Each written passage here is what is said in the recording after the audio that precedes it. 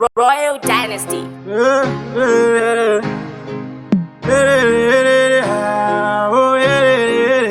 Mobstar. Ine makava mambo inoda kurava ishe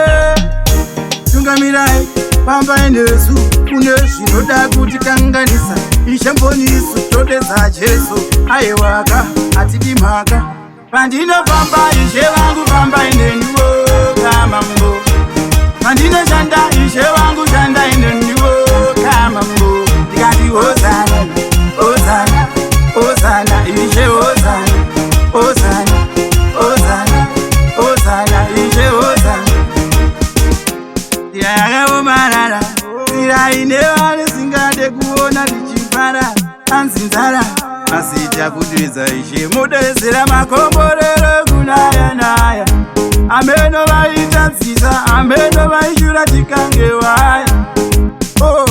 patinofamba mwari vangu Fambai neruoro tinofamba mwari vangu Fambai neruzivo kamambo hosana hosana hosana mambo hosana hosana hosana hosana mambo hosana pandinofamba ishe vangu Fambai neniwo kamambo pandinoshanda ishe vangu shandai neniwo kamambo kuti hosana hosana hosana ishe hosana hosana mambo hosana motondibereka kumuzana pandinofamba mwari vangu Fambai neniyo kamambo pandinoshanda mwari vangu shandai neniyo kamambo ndikati hosana hosana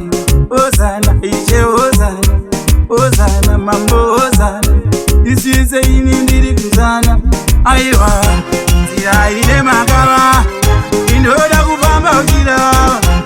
ameno vaya mtapa mazingadondona ndibasa pasapa aiwa mambo onai moaraparapa nekuti zinguva havadi kuti vagoonai muchisvika nekuti mukauya vanovhika vanotiza vanovhiringika nekuti simba renyu kwese kutenga kana panyika tumirai ngoto tumirai ngoro yamaikoro vapinde chikoro mwari wangu pandinofamba ishe vangu Fambai neniwo kamambo pandinoshanda ishe vangu shandai neniwo kamambo ndikati hosana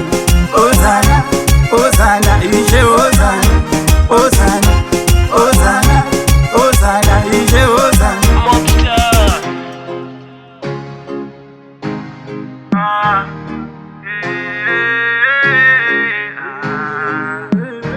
Hosana